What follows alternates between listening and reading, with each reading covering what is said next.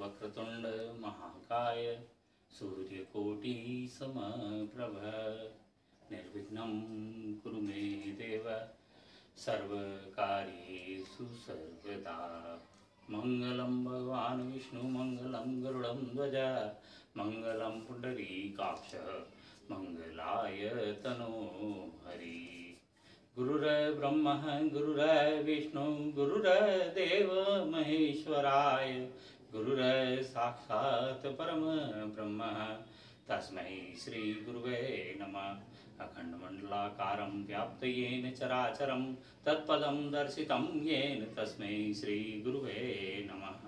श्री गणेशाय नमः, श्री गुरुवाय नमः। आज सिद्धार्थी नामक विक्रम के संवत संख्या 2082 के वैशाख मास की शुक्ल पक्ष की तृतीया, जो जगत में अक्षय तृतीया के नाम से प्रसिद्ध है, तब हम यह जूना जोशी नाम से YouTube चैनल शुरू कर रहे हैं।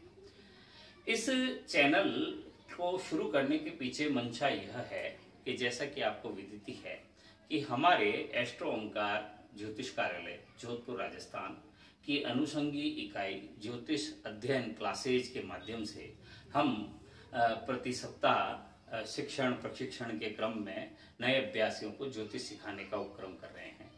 इसी श्रृंखला की एक कड़ी के रूप में हमने ये YouTube चैनल प्रारंभ किया है। इस चैनल पर ज्योतिष के जो आर्ष शास्त्रीय ग्रंथ हैं उनके ऊपर चर्चा आपको सुनने को मिलेगी। उनके सूत्रों के विश्लेषण के सहायता से कुंडलियों के ऊपर हम भविष्यवाणी कैसे करें इस संबंध में चर्चा करेंगे। और समसामयिक मुद्दे, जो ज्योतिष के समसामयिक मुद्दे सामने आते हैं, कभी शनि की साढ़े साती पे चर्चा होती है, कभी गुरु अतिचारी हो रहा है इस पे चर्चा होती है। तो ये जो भिन्न भिन्न, जैसे अभी षडग्रह योग पंचग्रह योग पे चर्चा हवा में रही, तो ऐसे में जो वायरल है, जो अभी समसामयिक है, उन मुद्दों पे भी चर्चा इस चैनल के माध्यम से हम प्रस्तुत करेंगे। आज चूंकि प्रथम कड़ी के रूप में आज इस प्रथम हम पुष्प को आपको जो है देने जा रहे हैं, तो इस क्रम में आज जो हम श्रृंखला शुरू कर रहे हैं उसमें हम भारतीय ज्योतिष के शास्त्रीय ग्रंथों के ऊपर चर्चा करेंगे। और भारतीय ज्योतिष के शास्त्रीय ग्रंथों की चर्चा में हम उनका पारायण करेंगे, उनके सूत्रों के संबंध में चर्चा करेंगे। इस श्रृंखला में आज सर्वप्रथम हम जिस शास्त्रीय ग्रंथ के ऊपर चर्चा प्रारंभ करने जा रहे हैं उसका नाम है फलदीपिका। फलदीपिका नाम से प्रसिद्ध इस ग्रंथ पर चर्चा का आज प्रथम पुष्प इस कड़ी के माध्यम से हम आपके साथ साझा कर रहे हैं।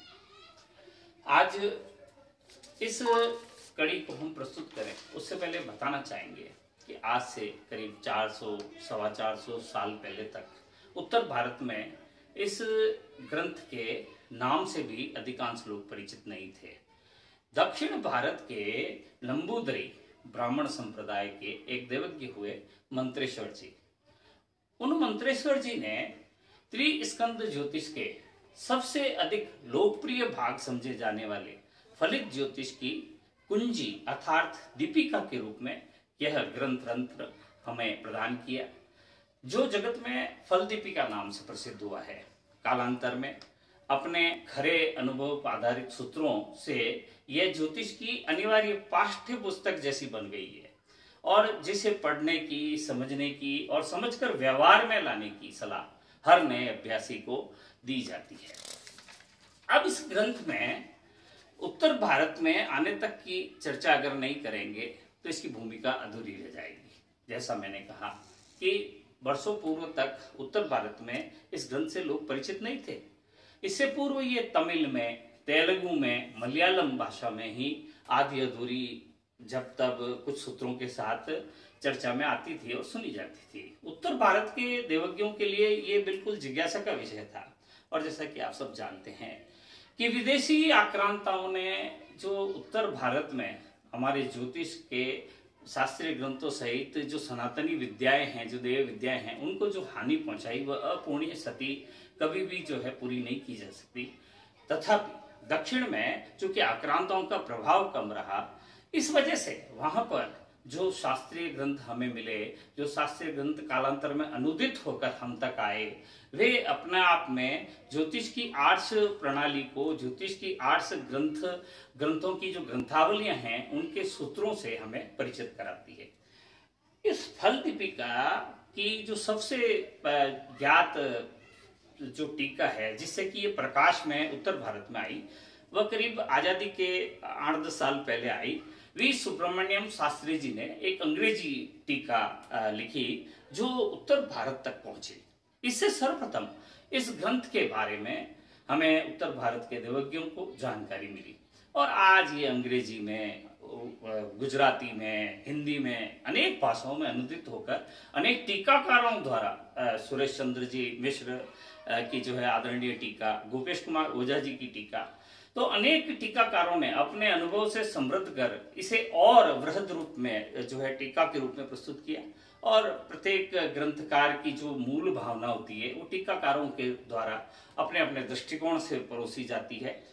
इस जूना जोशी मंच से आज जब हम इस फल दीपिका की चर्चा प्रारंभ करेंगे तो हमारी चर्चा में उन सभी टीकाओं को जो है शामिल करने का एक प्रयास रहेगा और उसके साथ हमारे जो निजी अनुभव रहे उसे भी हम सम्मिलित कर यहाँ इस मंच के द्वारा प्रस्तुत करेंगे। क्योंकि इस ग्रंथ के जो ग्रंथकार थे मंत्रेश्वर जी, उन्होंने वराहमिहिर जी की जो वृहद जातक है उसे पढ़ा, उन्होंने वैद्यनाथ जी की जो है जातक परिजात उसको पढ़ा, कल्याण वर्मा जी की सरावली को पढ़ा, पाराशर जी के जो होरा शास्त्र के सूत्र थे उनका पठन मनन उन्होंने किया। तो ऐसे में ये सब अध्ययन मनन के बाद उन्होंने जो टीका दी उसमें उन्होंने जो ये दीपिका दी, इस फल दीपिका नामक ग्रंथ में उन सब ग्रंथों की खास खास बातें, खास खास सूत्रों की चर्चा कई कई जगह नाम के साथ, कई कई जगह बिना नाम के साथ भी हमें मिलती है। तो इस आशय में कहा जाए तो वस्तुतः ये उन सभी आर्ष ज्योतिषीय ग्रंथों की अग्रगामिनी दीपिका है जो टॉर्च की भांति पाठक को उन तक पहुंचने का मार्ग जो है विकसित करती है, प्रशस्त करती है। अब इस ग्रंथ पे आते हैं। कुल 28 अध्याय हैं और 28वां अध्याय जो है वो उपसंहार है, उसमें मतलब फुटकर बातें भी हैं और प्रारंभिक जो ग्रंथों अध्याय में जो ग्रंथ में चर्चा की गई है उनके बारे में भी चर्चा है। आज हम जो है इसके प्रथम अध्याय से अपनी चर्चा शुरू करते हैं। तो इस प्रथम अध्याय का नाम है राशि भेद अध्याय, राशि भेदाध्याय। इसमें 18 सूत्र हैं मात्र और इसमें जो पहला सूत्र है उससे आज की कड़ी से हम फल दीपिका की शास्त्रीय चर्चा, हमारा पारायण शुरू करते हैं। प्रथम सूत्र जो है ये मैंने यहाँ पर प्रस्तुत भी किया है। हमारी इस कड़ी की सहायता से वे अभ्यासी भी लाभान्वित होंगे जो इन आर्थिक कारणों से जो शास्त्रीय ग्रंथ हैं उनकी पुस्तकों को नहीं खरीद पाते हैं। यदि वे केवल हमसे ही जुड़े रहें तो भी जो है ये मेरा आपसे जो है मैं आश्वस्त करता हूँ कि इस मंच से नियमित रूप से जब तब कुछ कुछ समय के अंतराल से मैं वीडियो रिलीज करता रहूंगा। तो उसमें हम जो है शास्त्रीय ग्रंथों को बारी बारी से पढ़ेंगे और ये इस चैनल पे जो है लाइफ टाइम के लिए जो है बने रहेंगे। तो कभी भी कोई भी लाभान्वित हो सकता है। तो समूचे मानवता का जो है लाभ हो उस आशय से, उस निहितार्थ से आज अक्षय तृतीया से हम ये जो शुरू कर रहे हैं, इसमें फल दीपिका के पहले अध्याय राशि भेद अध्याय के पहले सूत्र के रूप में यहाँ जो हमारे पास सूत्र आता है इसका एक बार हम पाठन करें। सन्म दर्शनम वितनुते पितृदेव नृणाम मासाब्द वासर दले रथ उधर्वगम यत सत्यम क्वचित क्वचित उपेत्यप सत्यम एकम ज्योति परम दिशतु वस्त्वम इताम श्रियम न। ये जो सूत्र है, ये जो सूत्र यहाँ आया, इसमें अगर हम शब्दों के अर्थ के साथ में उसके आशय तक अगर पहुंचे तो हमें पता लगेगा कि ये मंगलाचरण के रूप में खाली देवताओं का नमन प्रारंभ नहीं हुआ है। शास्त्रकार ने प्रथम सूत्र से ही हमारे पास में ज्योतिष के मूल सूत्रों को परोसना शुरू कर दिया है। इस सूत्र में ग्रंथकार ने सूर्य देव की रश्मियों को नमन किया है, मंगलाचरण प्रारंभ किया है। वे कहते हैं सन्न दर्शनम वितनुते पितृ देव नृणाम।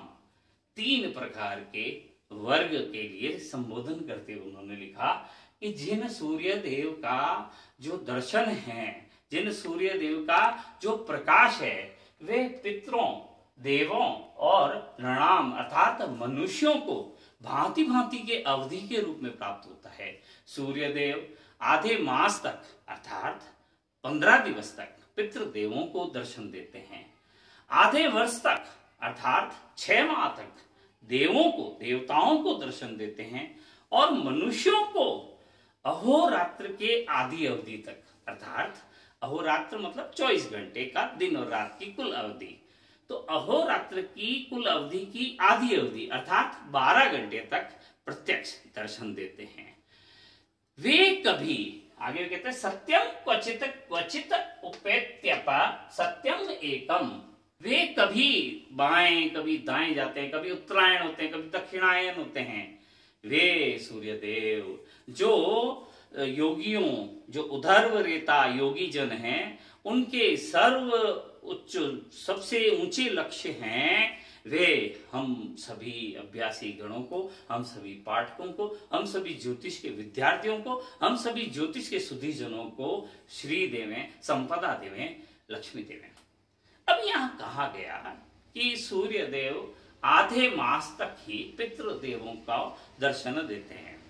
अब इसका अर्थ अगर हम सोचना चाहें, समझना चाहें, तो पितृ जो हैं वे चंद्रलोक की वासी हैं और हमारे जो कृष्ण पक्ष हैं वे पितृ पक्ष कहलाते हैं और जो शुक्ल पक्ष है वह हमारा देव पक्ष कहलाता है। और कृष्ण पक्ष जो है वो पितृ पक्ष होने की वजह से उन्हें सूर्य देव के दर्शन कृष्ण पक्ष में अर्थात मास के आधे दिवस 15 दिन प्राप्त होते हैं।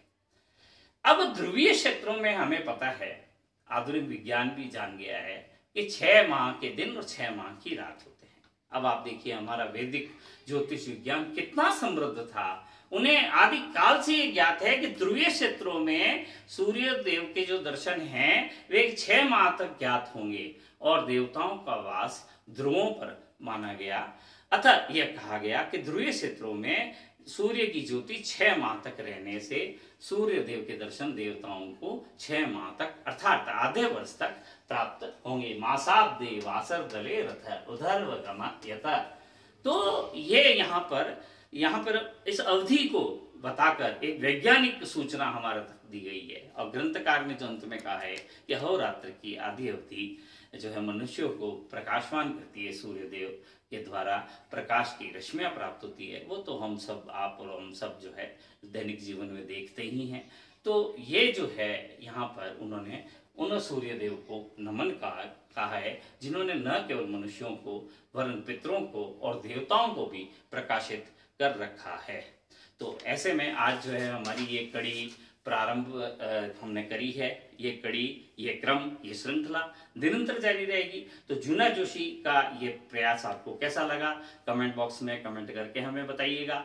और हाँ, अब ये कहने की वैसे आवश्यकता नहीं, जब उद्देश्य स्पष्ट है तो सहयोग की अपेक्षा भी स्पष्ट होगी। तो इस हमारे नए चैनल को अधिक से अधिक संख्या में सब्सक्राइब करें, इसे शेयर करें और जो बेल आइकन है उसे दबा दें। तो जब तक नया वीडियो आएगा आपके पास में उसकी सूचना, उसका नोटिफिकेशन भी स्वतः चला आएगा। तो आज के लिए इतना ही। हरिओम।